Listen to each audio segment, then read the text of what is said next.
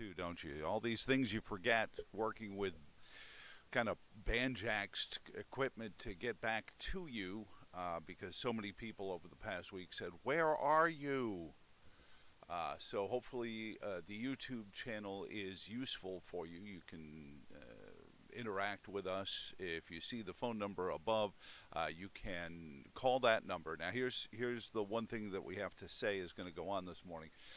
Unlike hopefully in the near future we'll be able to do this live, but you're going to have to leave your comment or your message on the voicemail, and then we'll download it and I'll play it. And it's kind of, I hate to talk inside baseball, but it's kind of like what Rick Edelman used to do. He would take comments, calls, questions during the week, and then he would answer the questions on his weekend shows.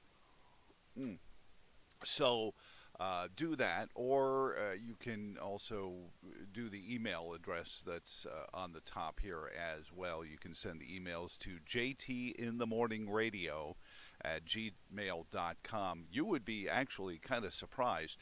I just tried to use JT in the morning, and there were 70 other people who used that email address.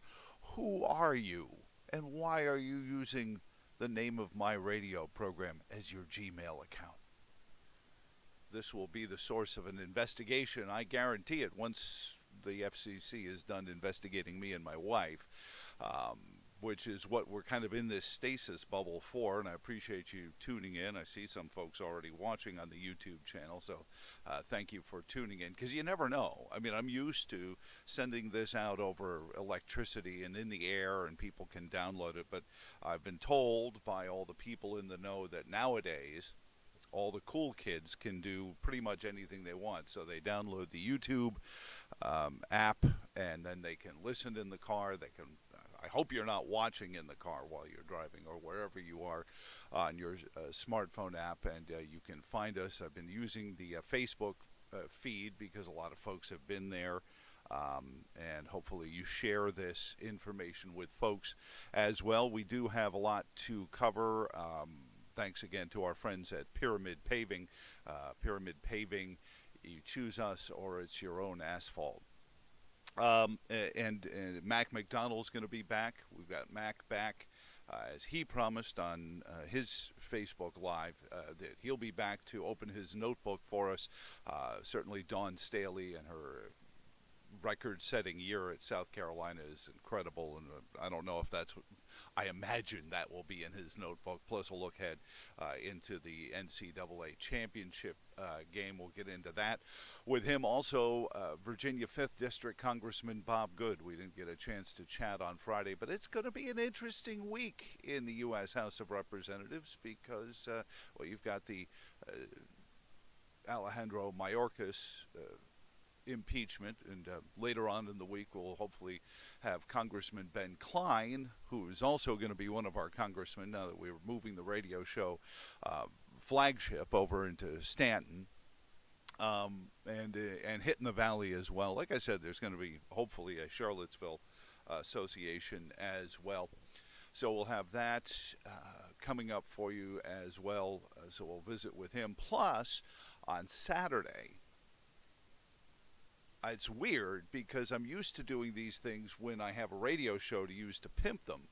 But we're doing our first personal appearance post-radio, PR, PM, sorry, but in this interim period, we're doing our first personal appearance, and it'll be in conjunction with Thomas Jefferson's birthday, which, surprisingly, for those who are not in Charlottesville, there's not a lot that goes on around Thomas. You would think there might be something or two, but we're going to hold an event with the Convention of States folks, Convention of States Project, and they'll be at First Free Coffee Bar.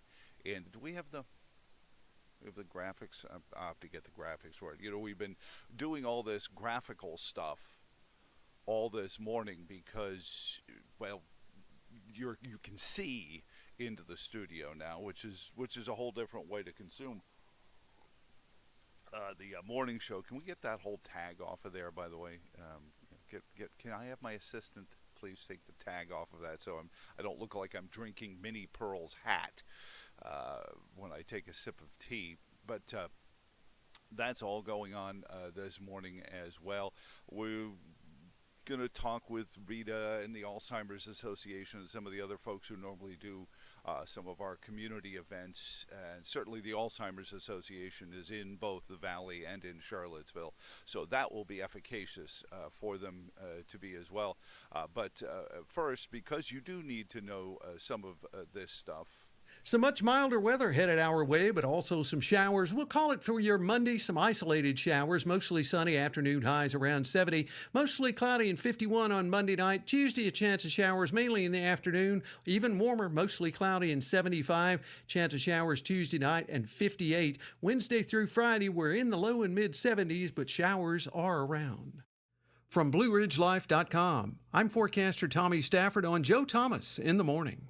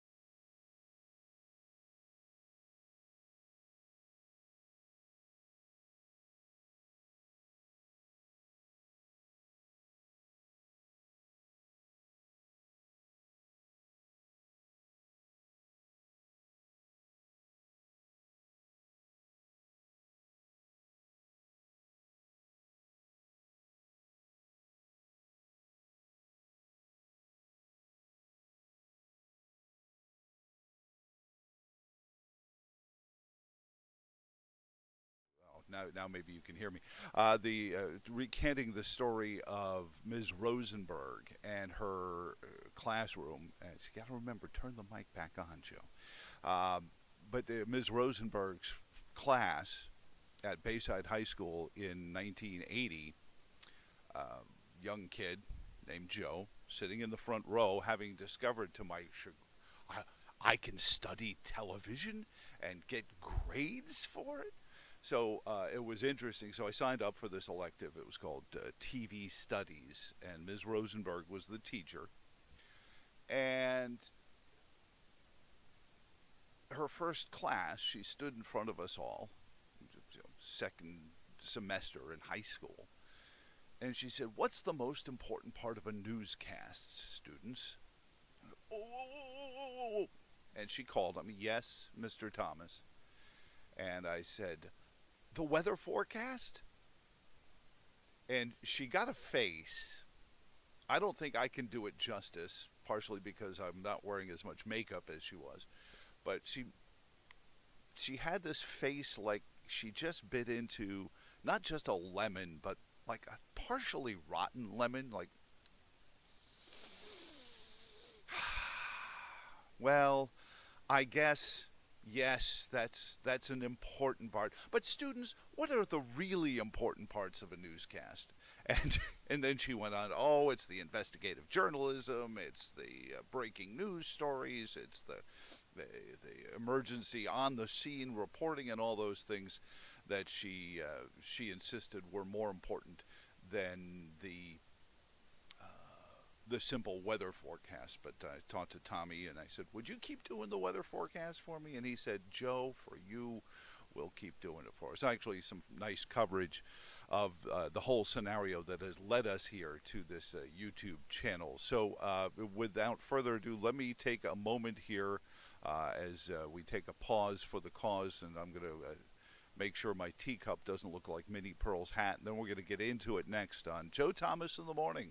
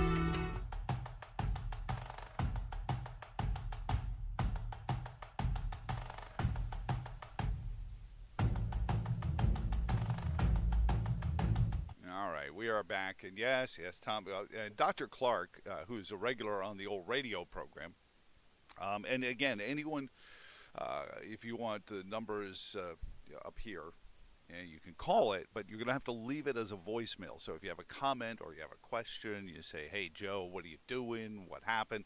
I don't want to get into all the Burger King, McDonald's stuff because I have plenty of other places where I can use the Burger King and McDonald's references. And yes, there is going to be a chapter of Have It Your Way, being, the one time in business that Burger King was better than McDonald's in terms of, whether it be sales or, per unit sales, anything like that. You can also email us up here at this JTinthemorningradio@gmail.com, which, again, as I was incredibly surprised when I signed up for JTinthemorning@gmail.com, I was told there were 70 other JT in the mornings on Gmail.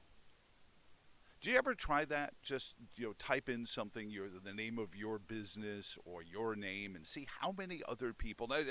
Joe Thomas is just a fool's errand. If you're trying to set up a Gmail account under the name Joe Thomas,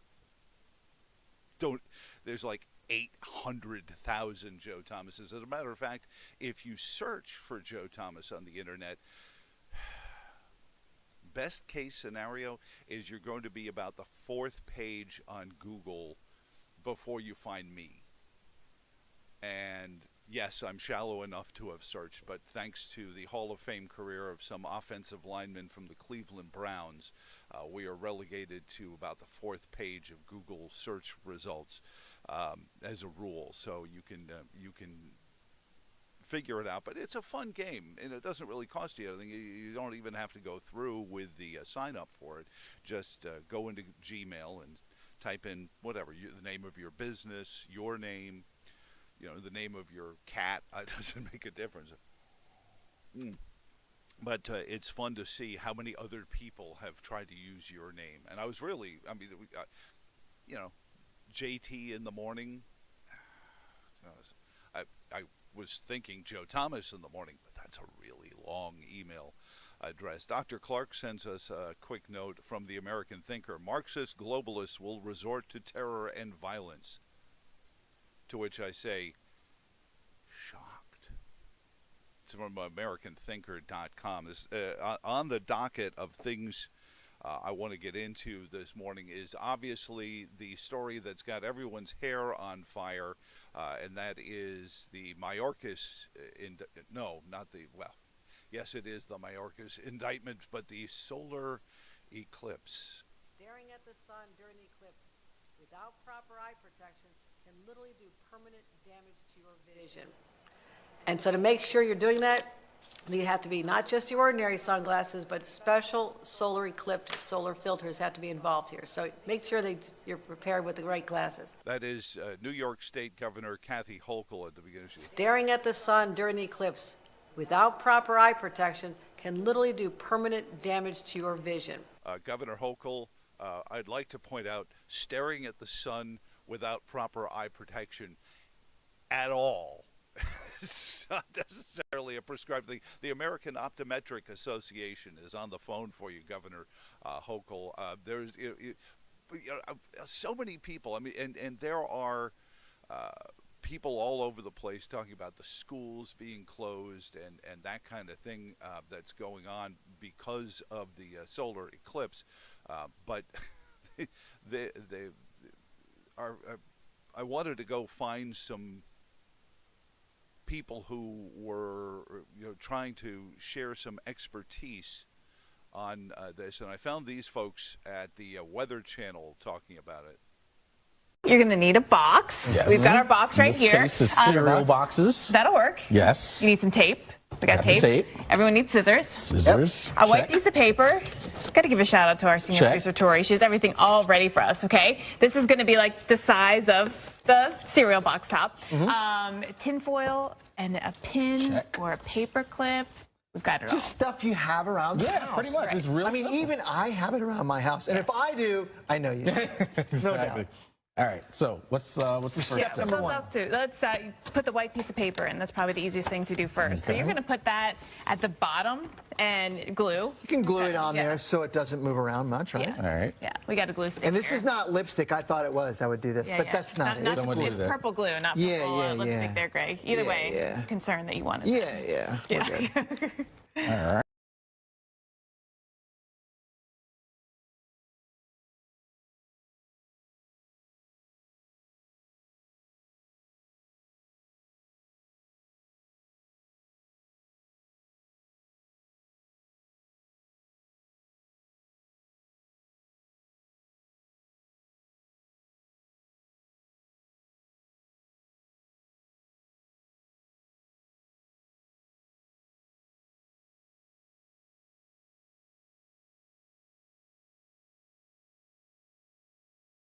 on what we can expect. Didn't have eclipse glasses to look at the sun, you actually wouldn't even know that an eclipse was occurring. UVA astronomy professor Matthew Pryl says even though Charlottesville will be 86% in the eclipse's totality, there won't be the intense experience that people in the true path of totality will get to see. The course of a couple of hours, they'll basically just see the sun get, dwindle ever so slightly till about 86% of it is covered, and then it'll start growing again till you can see the entirety of it at around 4:30 p.m. is when the eclipse ends in Charlottesville. And we appreciate the fact that he said it's really not going to be that big of a deal. And I would really, I think in all the conversations we've had about this and the kids being let out of school early and all of that, I think the most important point is, do the kids even know why? Is there anyone teaching the science of what's going on, or is there some mystical thing that the sun is going to be going away and you better have special glasses to... I mean, are you explaining just the fact that every now and then the moon circles the earth right in front of the sun? And you know what the funny thing is that there are people out there talking about flat earth society people and things things like that. And I'm like, obviously if we were a flat earth, this wouldn't happen.